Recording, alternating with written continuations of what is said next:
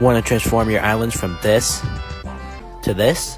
Well, I got you, buddy. That's what we're going to do right now in this video.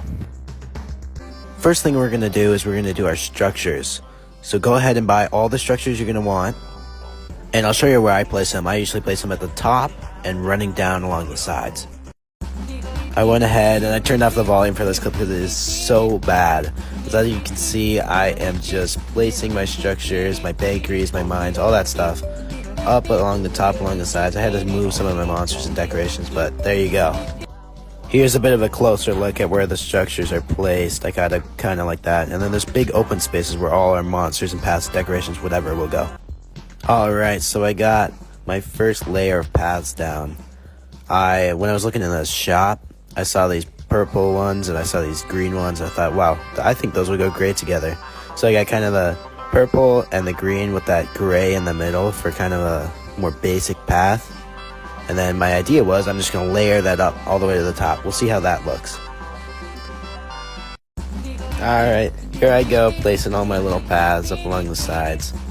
The biggest tip I have for doing paths is that you just have to be creative. You have to think of a pattern, or you don't have to keep it the same the whole way. You can switch it around every layer or so. You don't even have to do layers. One thing that's hard about paths is that they're kind of permanent. Once you get them down, they're really hard to sell and get rid of, so you can do them over again. So just go with the flow. If you really don't like them, I bet you could change them. It'll just take some time. I really wish My Singing Monsters had a better way of placing these down, but there you go. There's the final little look at the first layer. And I was thinking we're going to do a big circle kind of in the top. I thought that would look pretty cool. Here is the paths fully done. I've got that big circle in the middle, and as you can see, you got the layers of the pink and the gray kind of going up along the sides. You can see actually that the layers, they switch diagonally and they start going a different direction up towards the top. I thought it would be cool to switch them around, just so that it kind of looks like an eyeball. I don't know, I thought it'd be cool. Now that we've got our paths where we want them, we got to get our monsters out here. Some tips for your monster placement. I usually give quite a bit of spacing in between my monsters, like 2 or 3 tiles, maybe just 1 sometimes. And I always make sure it's symmetrical side to side, because if it's not, I think it just looks wonky. One thing is that you want to put monsters the same size across from each other. So if you've got a mammoth on one side and a Kano on one side like I do, they're almost the same height. They're 2-tile monsters. Those two are perfect to put across from each other. And look how cool this is. We've got our monster arrangement done. I have like 3 more platies in the hotel, but I couldn't fit them all because my castle doesn't have enough beds. So that sucks. You can see I'm zooming in on the spots where I would have put my extra platies. But I'm happy with how this worked out, with that open spot in the middle and the monsters across from each other. Perfect. Now comes this super fun part. We get to actually do our decorating. We get to put our decorations down. Alright, this is what the plan was. I was going to put that big fountain straight in the middle of that circle, right? Then I realized, oh wait, the openness in the middle of that circle doesn't even look very good. So I just filled that straight in with some more paths.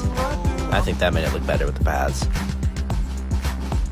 And then I just went around with some trees, right?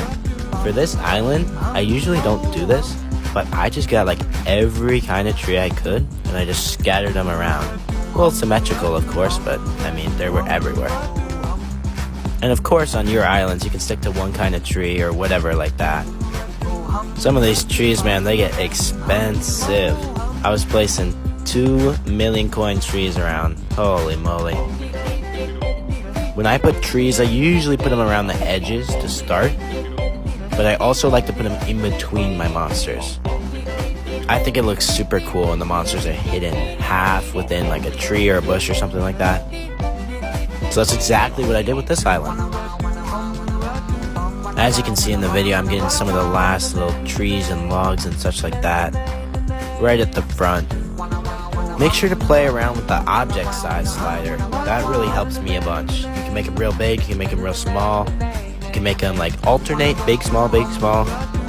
You can make them look so much better if you just do that. Here's me adding in the last little bits. We've got the bagpipes and the logs coming in. The bagpipes are some of my favorite little bits to put in there. They just fill in the spaces nicely. You can't put too many of them though, because then they don't look that good. And there you have it. That little cantorail was my final placement on the island. You can see I'm pretty happy. It looks really good. This is one of my favorite decoration islands I've ever done, honestly. Here's the whole island done. Decoration's done. If you have any questions about the tips, let me know. Most important tip of the video, be creative. Do whatever you think looks good. I'm super happy with how this one turned out. I will be posting a full song of it.